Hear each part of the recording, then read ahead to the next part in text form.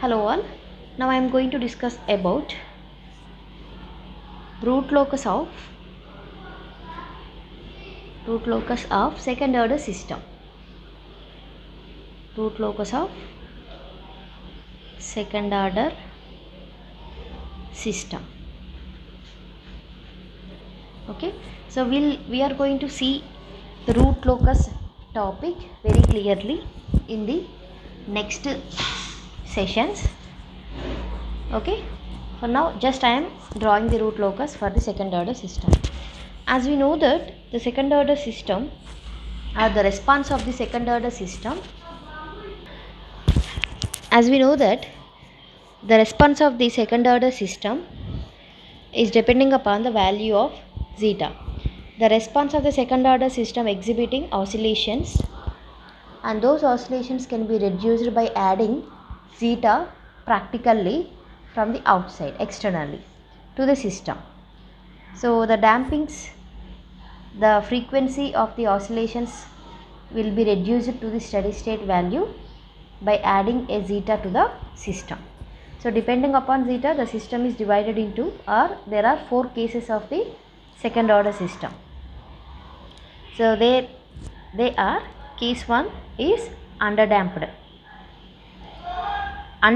case. So in the undamped case, zeta value 0. If we are not giving any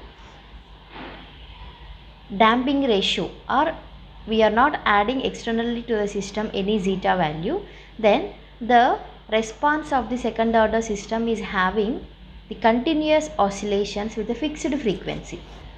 So like this.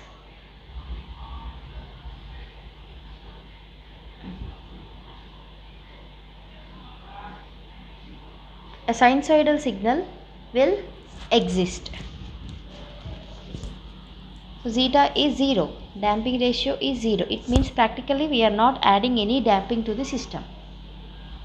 Okay, so I will get continuous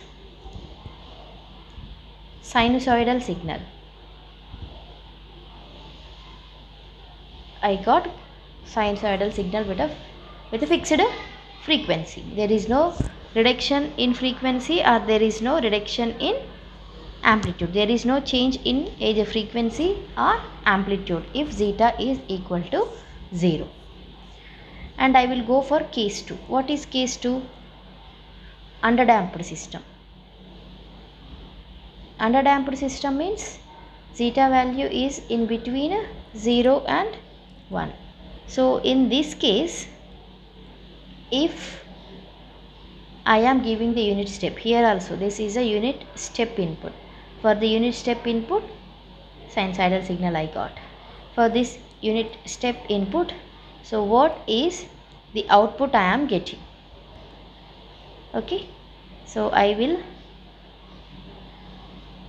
get the output like this.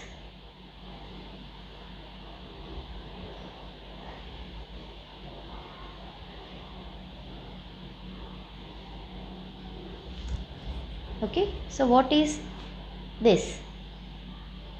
The system is having the oscillations, and the amplitude of the oscillations are going on decreasing, and it is reaching the steady state value somewhere around at a time t is equal to t1.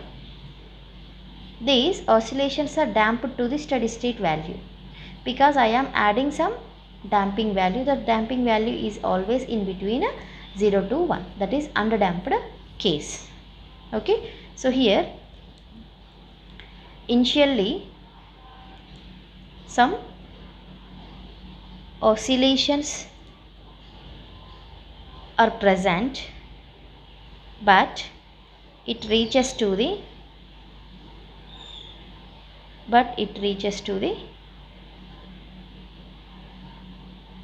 steady state value at some time t.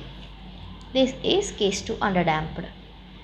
And I am having case 3, that is critically damped system, that is zeta equal to 1. So exact the value of zeta I am giving, that is 100%, as zeta is equal to 1. So I am giving the exact value, the perfect value of zeta, means the system will reach the output at a faster rate. There is no delay in reaching the steady state value and there is no oscillations. So after giving the unit step input, suddenly it will reaches.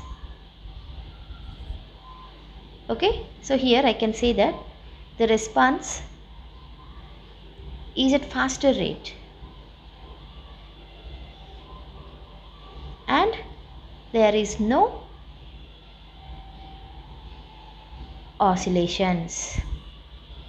But practically the adding of perfect zeta is not possible.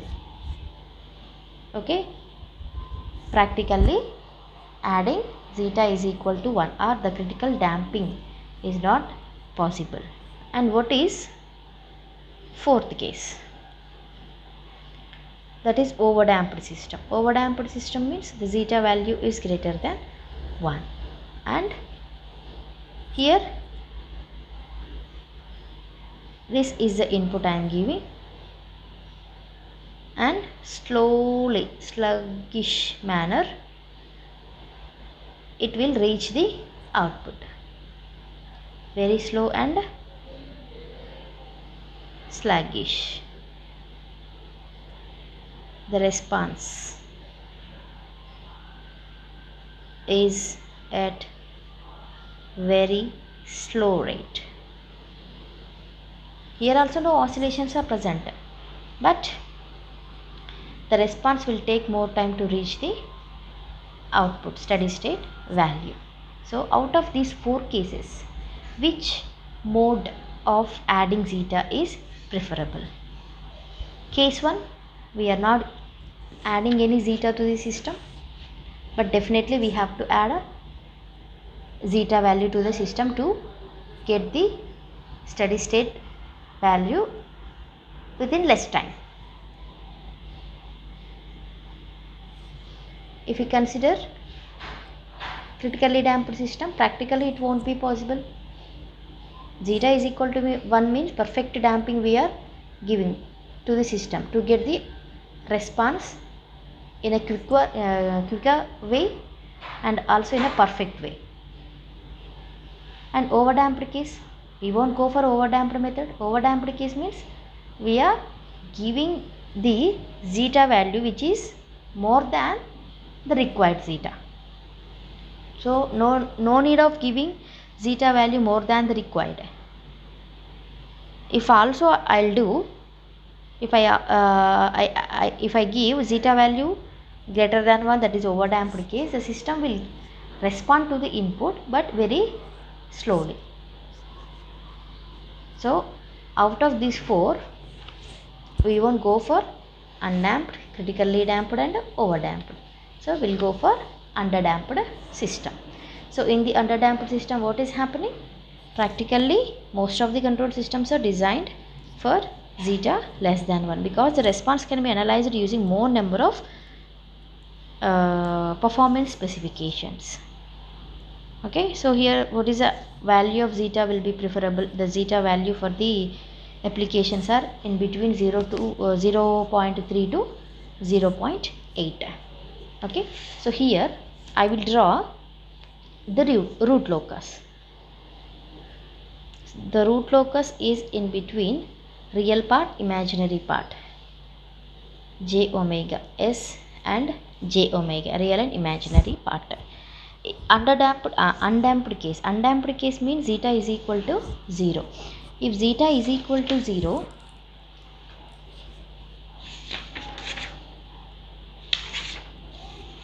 okay, if zeta is equal to 0, what are the roots I am having?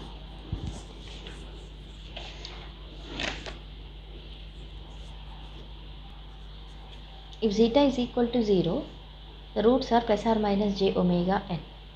So these are purely imaginary. Okay, so here the roots are always present on the imaginary line when zeta is equal to 0. So this is the imaginary line, and what are the roots? Plus or minus j omega n. So this is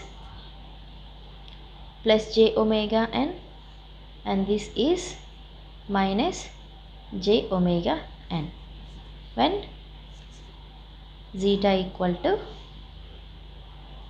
0. And under damped case, when zeta is less than 1, what are the roots I am having? When zeta is in between 0 to 1, the roots are minus zeta omega n plus j omega d, real part and imaginary part. The real part is always negative, but the imaginary part is one positive term, one negative term. Minus real plus imaginary minus real minus imaginary. So I will get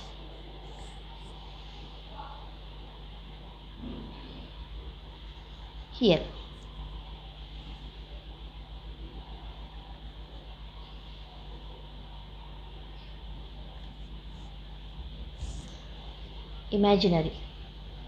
real but minus sign, imaginary minus imaginary plus imaginary. Okay, next here in this case zeta is less than 1. Next, third case, that is zeta is equal to 1. Critically damped case, the roots are minus omega n. Roots are real and equal.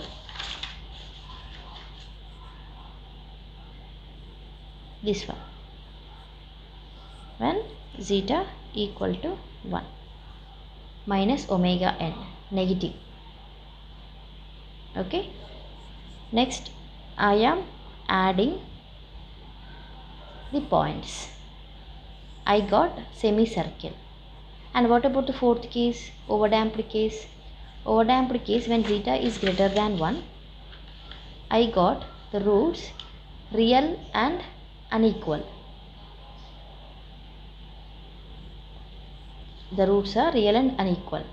So here zeta value is greater than 1, only positive value I will get. There is no imaginary term, only real term will exist. Minus zeta omega n plus real term, minus zeta omega n minus omega n.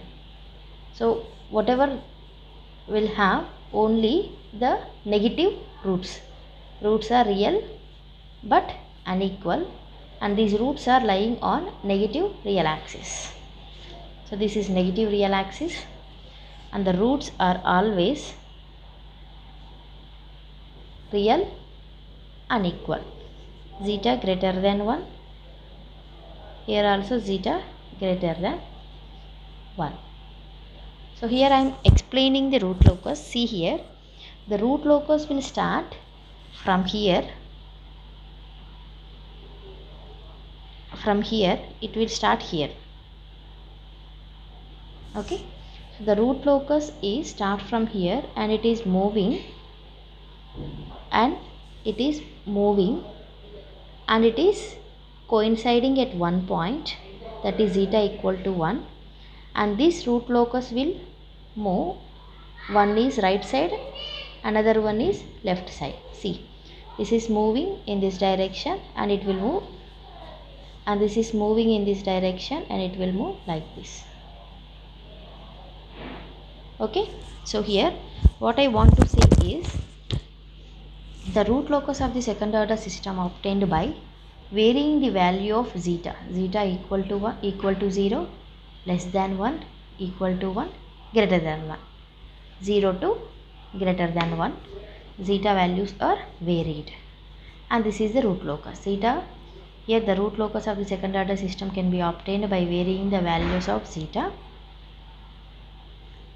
and the root locus is a semicircular path, and it is having the radius. What is the radius? When zeta equal to 1, it is omega n radius. From here to here omega n, from here to here omega n, from here to here omega n only, with omega n radius. and the root locus will come and join at zeta equal to 1, and this root locus is breakaway. It is splitting. It is coming, meeting at one point, and it is breakaway, splitting away. Okay, and the breakaway point is at zeta equal to 1 or at minus omega n. This point is known as minus omega n on the negative real axis. So this is the root locus of the second order system. Thank you.